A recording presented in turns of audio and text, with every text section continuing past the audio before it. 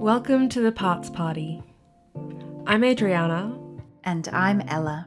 And this is your invitation to hang out with us and our beautiful guests as we explore the lived experience of internal family systems. We want to share in our common humanity as humans who have multiple parts within us, so we can show you what it really is to honour this model of therapy in our own lives. This is a place for IFS nerds, therapists, enthusiasts, or just anyone who wants to get to know their parts and their self a little better. So grab a soft drink for your little ones, a tea for your manager parts, and maybe something fancy for your firefighter parts. Because all parts are welcome.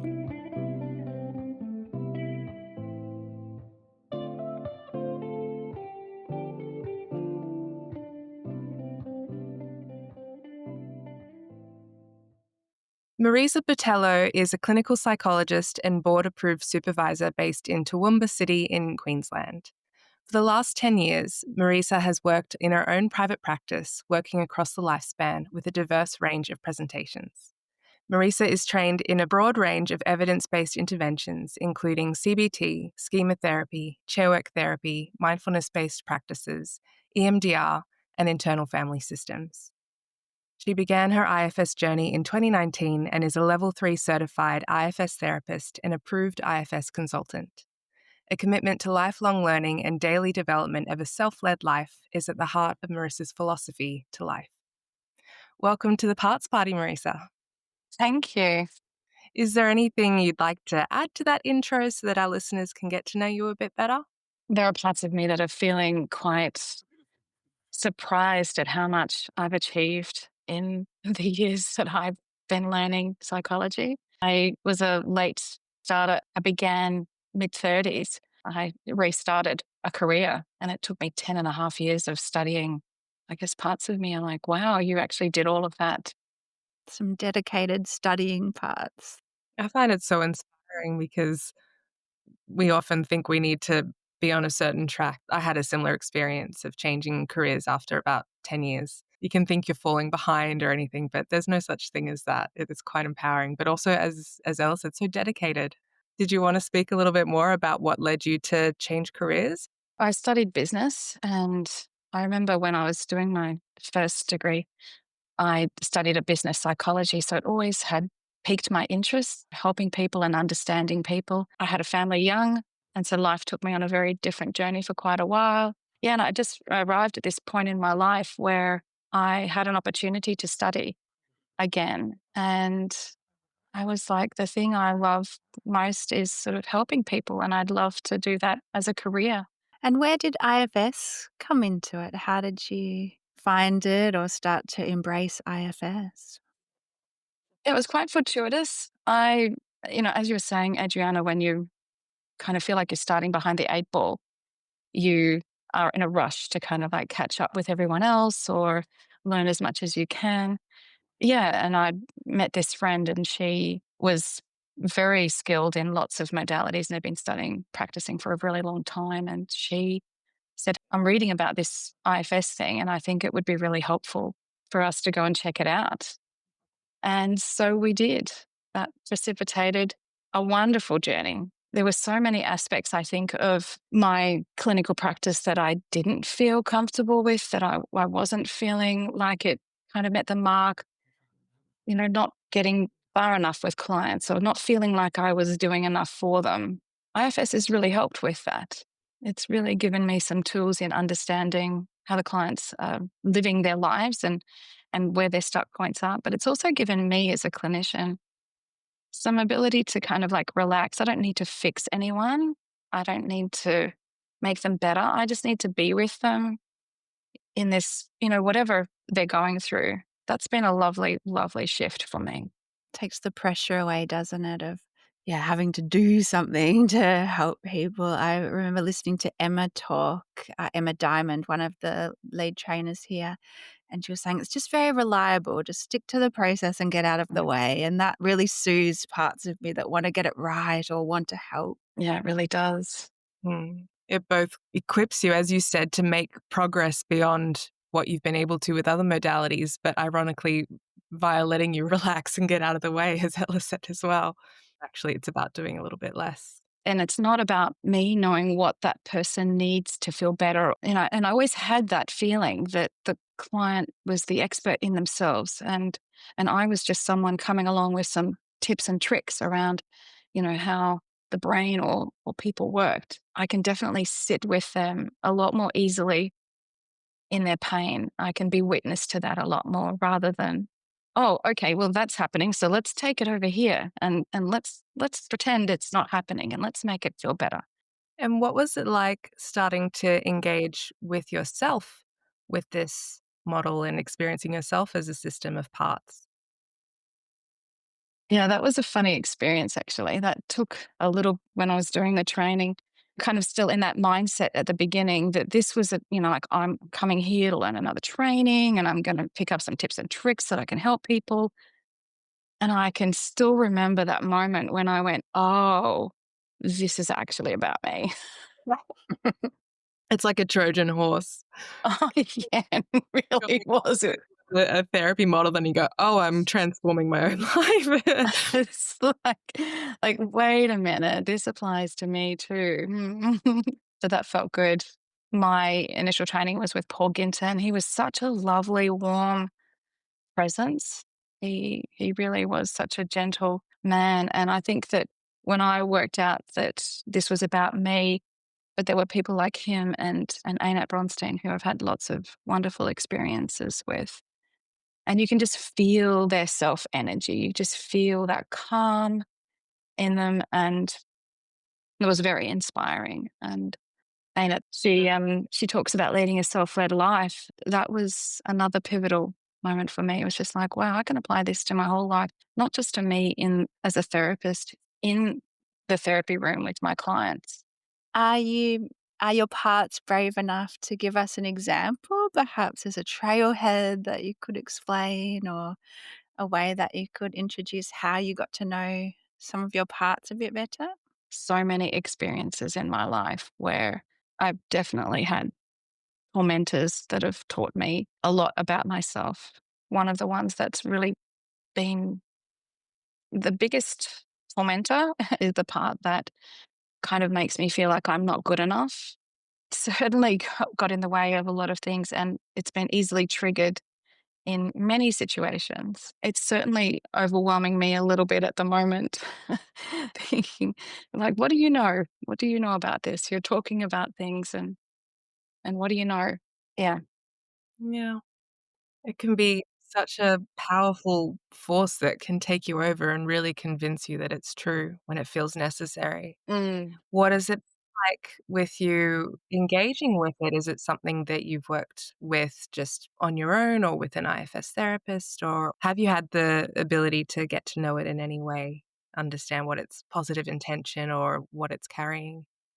Yeah, I've had lots of different IFS therapists. Well, a few, not lots, and lots of supervisors as well. People trying to help me understand it better, me searching to understand it better as well.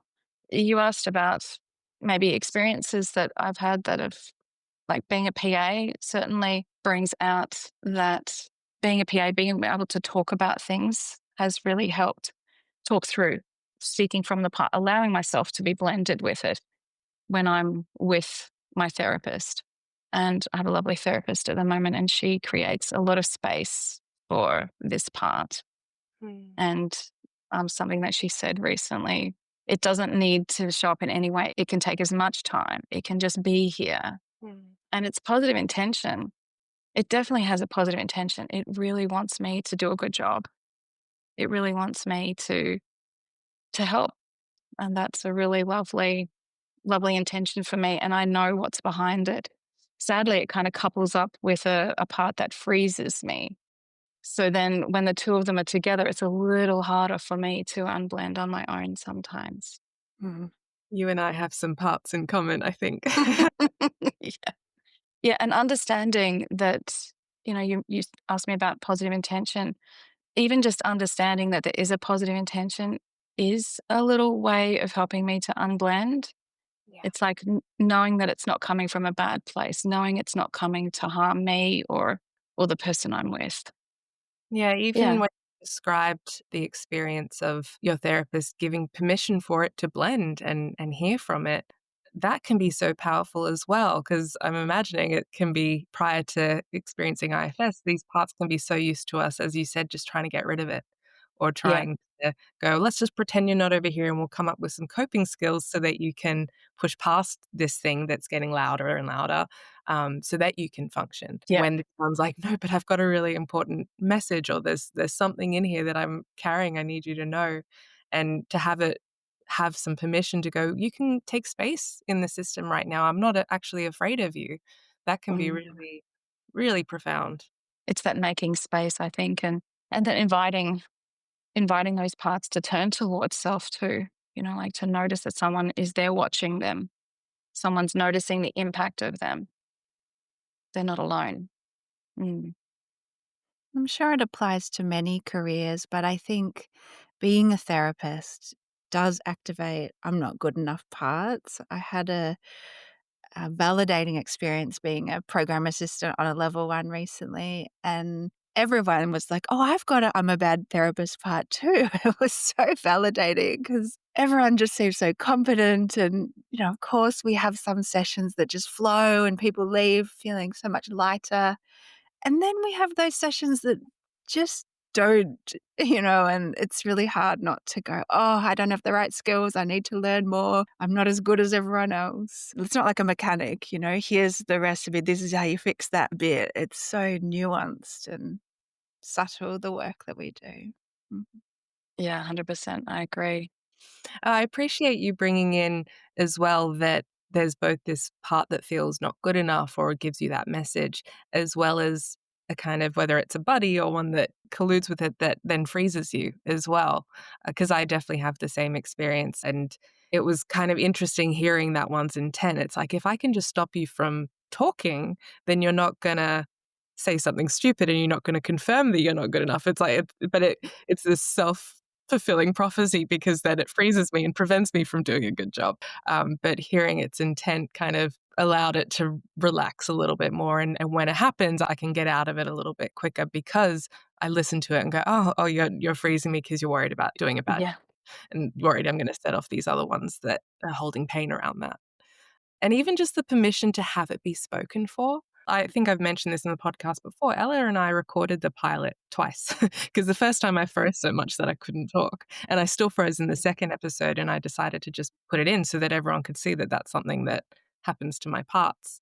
But there's something about the permission of that rather than this expectation that we need to be able to rise above that and pretend it's not there can actually suddenly I'm here able to do podcasts without freezing as much as I used to because there wasn't a bad consequence that I thought there was going to be. And actually, most of the feedback I've ever gotten is that people appreciate that I put that in there because it helped them feel more welcome and normalized things.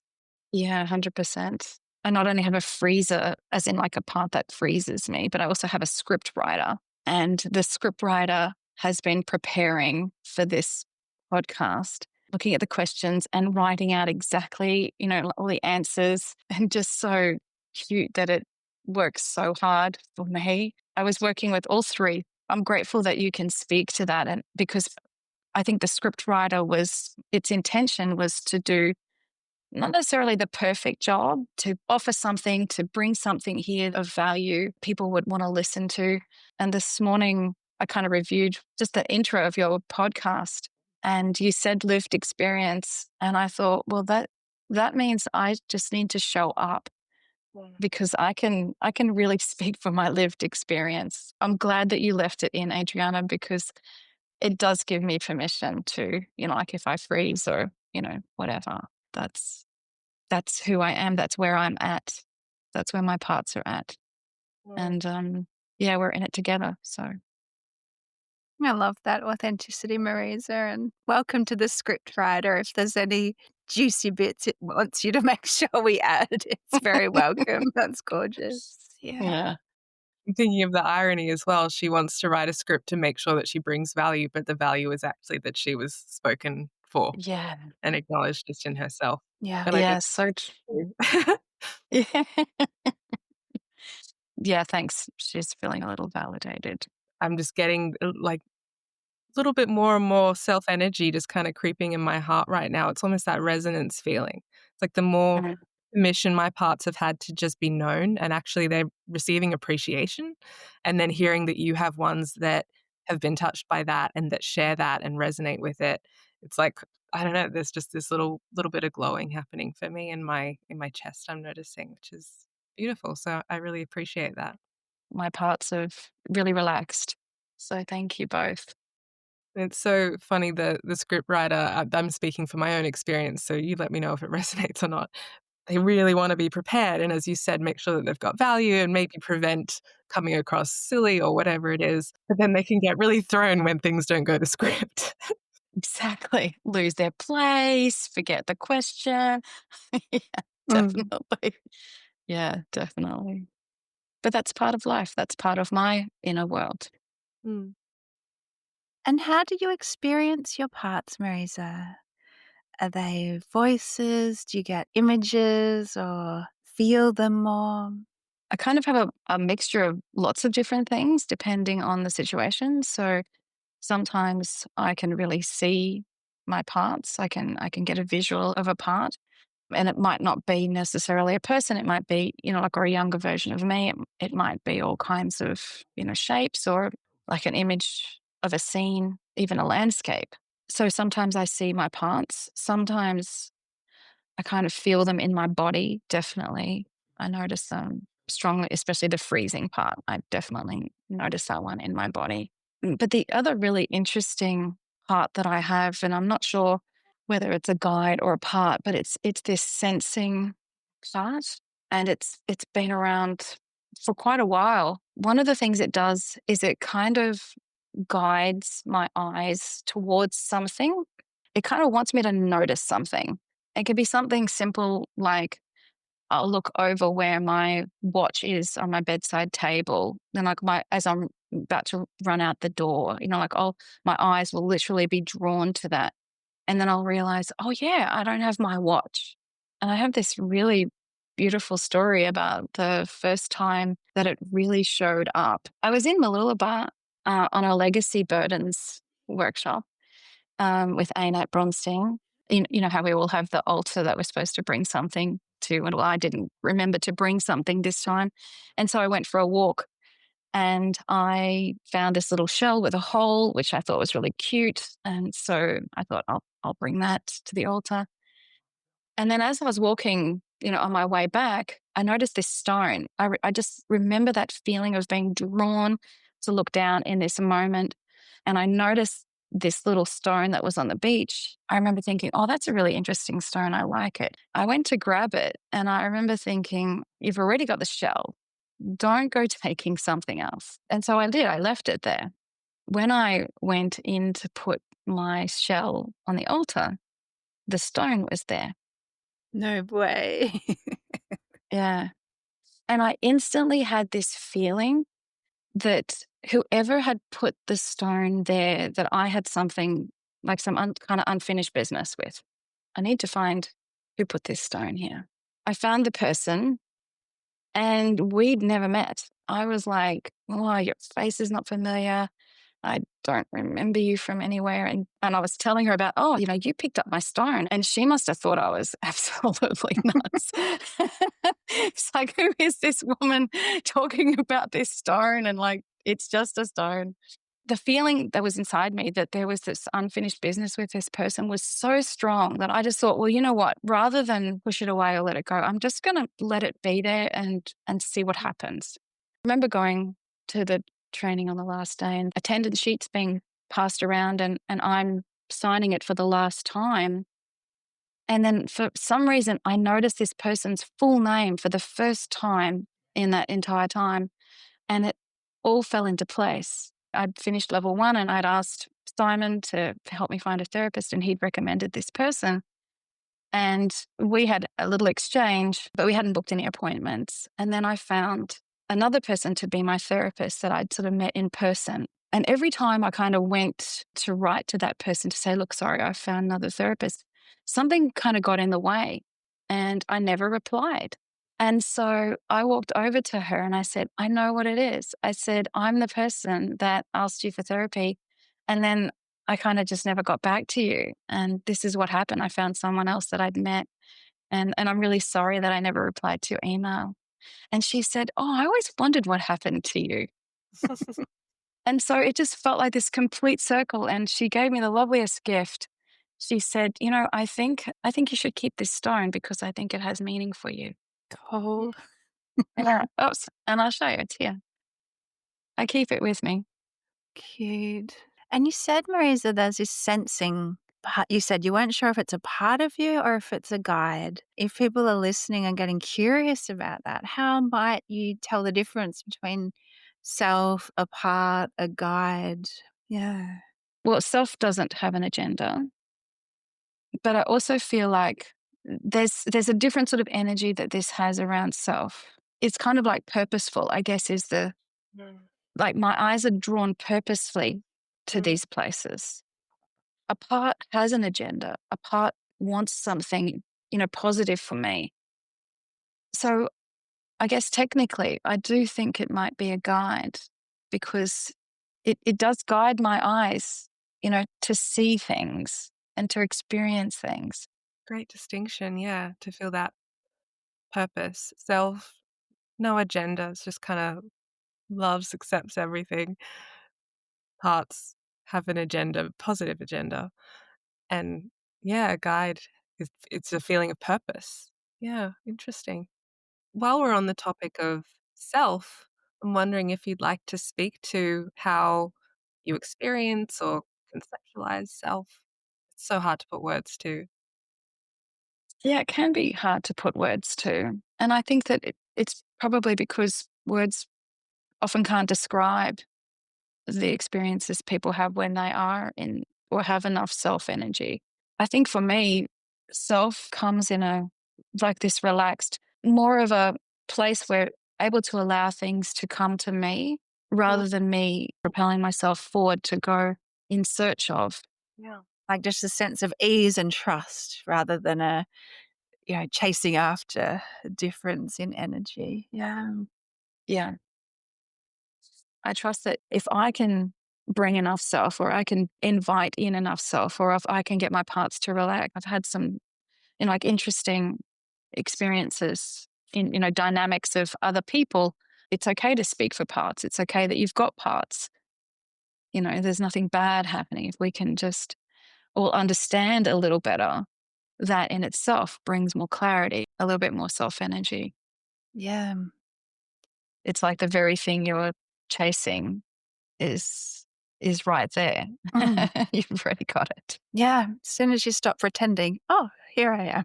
Mm.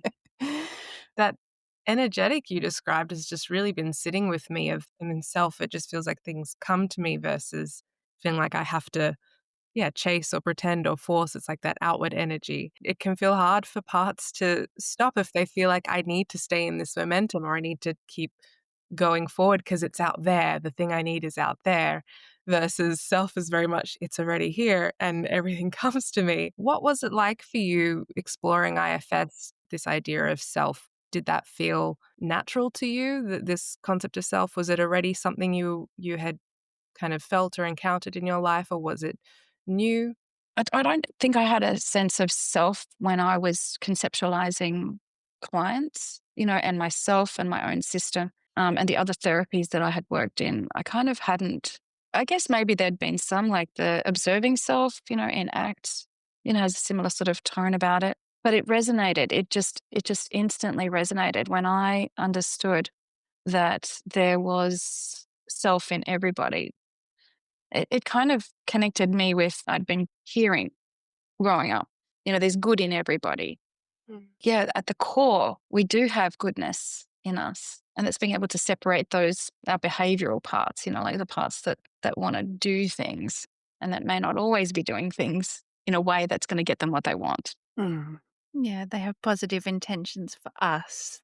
Some parts don't necessarily take into account the repercussions in the world for their methods, I guess. I think that was a big learning for me was when it's fine to say that you have parts and there are no bad parts. That's a big learning and that does create some clarity and compassion. Something that sort of really helped me was when I learned about the impact that they have. Parts don't see the impact of their behavior. They just see their purpose and intention. And that's why they get so upset when you try and push them away. It's like, but I'm doing a great job here. I've written a whole script. Like, why can't you be grateful for that? Yeah. Yeah, but it's like the impact, the impact on others, that joy or the laughter that's pushed back into the shadows. Or how other people's parts might interpret our parts as so different than their intention. Yeah, and being open to really hearing the impact of your parts, even when you didn't mean to do something. You didn't intend to hurt somebody's feelings, but having to accept or learning, well, self can handle that. Self can accept that, well, of course there was an impact.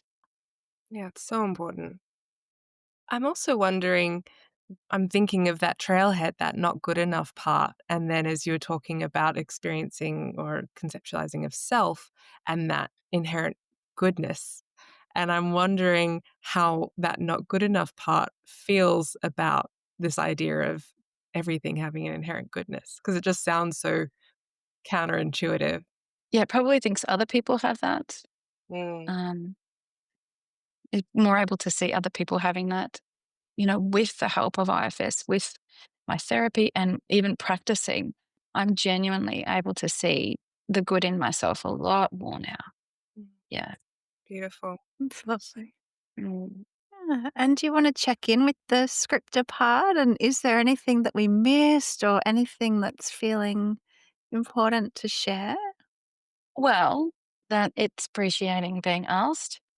It did write something about, I guess, where I'm at in my IFS journey. I notice my parts, I guess, most when I'm polarized. There are parts that know IFS really well, and some parts of me are like, this is how you do the model. You should be able to do this and you should be able to do that. And that's all true. This is what IFS teaches us. But what I'm sitting with and resonating and really settling into is a place where I can meet my parts where they're at. The script writer isn't ready to stop writing scripts. And the not good enough part still wants to keep learning. And the freezing part still wants me to be mindful of the impact that I have on others by the things that I say. So that's where they're at. And I will meet them there because they're mine. Man, that sounds very self-led. That they're welcome. They're genuinely welcome, not just welcome as a way to kind of say, yeah, I appreciate you now. Can you go away? But actually to say, no, I need you. Yeah. Yeah. Yeah, well, they're parts of me. And I The, know they're here for a reason. the feeling I have as you're saying all of that is this feeling of friendship, like this genuine friendship with the parts. It's sort of like sometimes it doesn't look like that initially. Sometimes there is that still that, oh, damn it, why can't I? What's really lovely is that even if that's my automatic response, we also have another place that we can go to.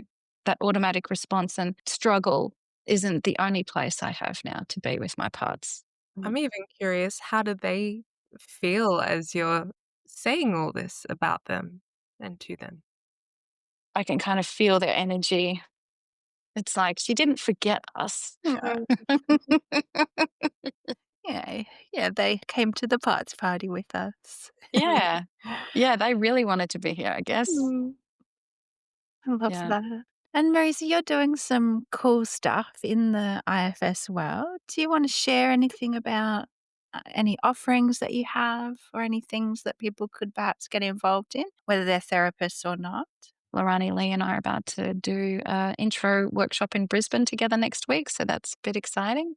Dr. Susie Fox and I have been working together on like a one-day workshop that we're going to split over 2 half days for people who've done level 1, helping to solidify the core skills in IFS and really highlighting IFS-led language. And of course, we do have a pre-level 1 community offering that happens once every couple of months now. We have an invitation to share a quote or poem to finish off our episode if you'd like, Marisa. Yeah, I'd love to. I have a poet that has been writing IFS kind of poems. Yeah, I definitely have something I'd love to share with you. And it's called The Door of My Heart. I stood at the door of my heart and I invited my tormentor in, looking intently at each other. Neither knew where to begin. Unspoken words swirled around us. Finally, the time had come where each could be heard with compassion, where each could speak till they were done. Neither had an agenda, just words going to and fro. Just me and my tormentor, letting everything go. When I opened the door to my heart, I didn't know what I was letting in. We created a space together where neither could lose nor win. That's really soothing. That's stunning. Is the Thank poet a you. part of you, Marisa? Yeah, Amazing. I love that. It's so powerful. thank you. It's just been beautiful to meet you and just so much authenticity and genuineness on the call. So really appreciate your time, Marisa. I'm very grateful. Thank you both so much. It's been a blast. Thank you for being part of the Parts Party with Adriana and Ella. We hope you enjoyed being with us, and we wish you many moments of self-leadership. We'd love your support by liking, subscribing, sharing this podcast, and we hope to see you next time.